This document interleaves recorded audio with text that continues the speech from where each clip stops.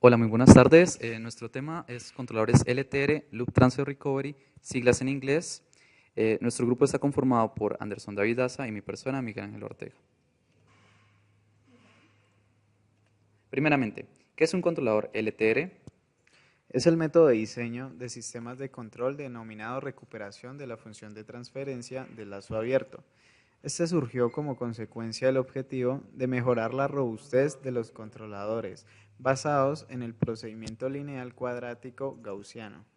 Posteriormente, la teoría en torno a la LTE ha transcurrido sus orígenes constituyendo una metodología de diseño sistemática y flexible para sistemas de control, tanto escalares como multivariables.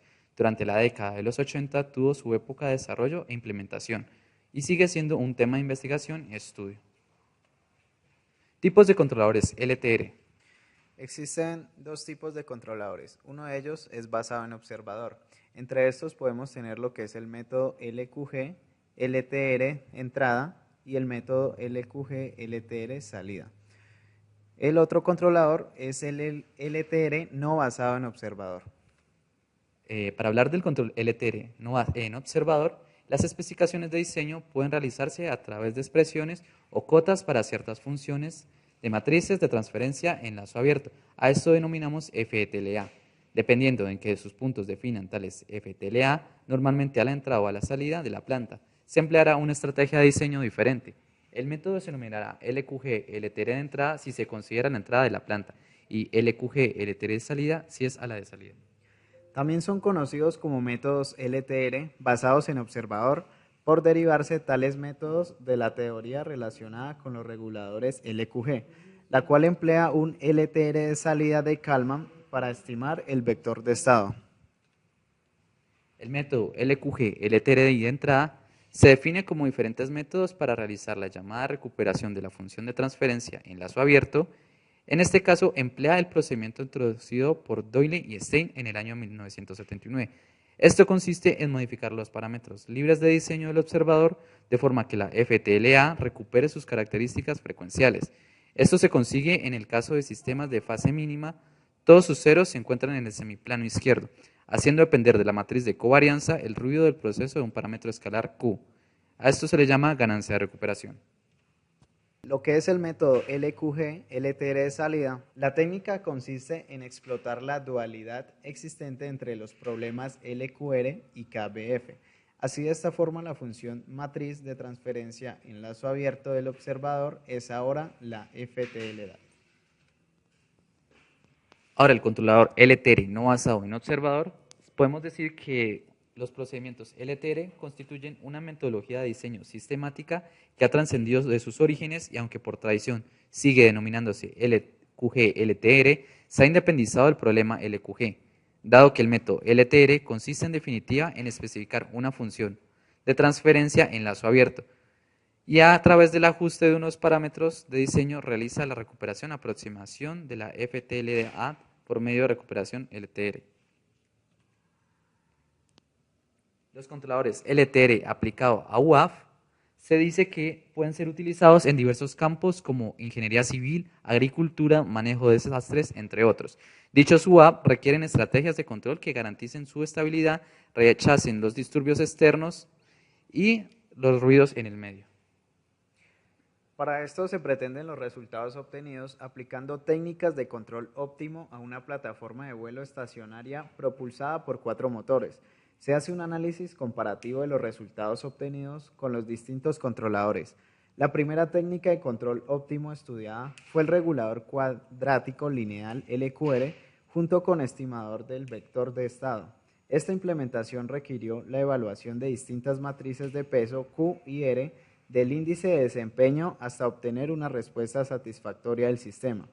La siguiente estrategia fue la implementación del controlador LQ con filtro de Kalman para recobrar las características de robustez del LQR.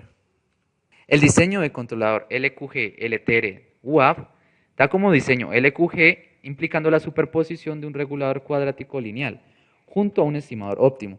El estimador óptimo reconstruye el vector de estado a partir de medidas contaminadas por ruido. Esto se conoce como el filtro de Kalman. Dicha técnica utiliza teoría de probabilidad para tratar las incertidumbres. Este estimador óptimo se considera un filtro ya que tiene buena capacidad para rechazar el ruido. Aplicando fórmulas para el diseño.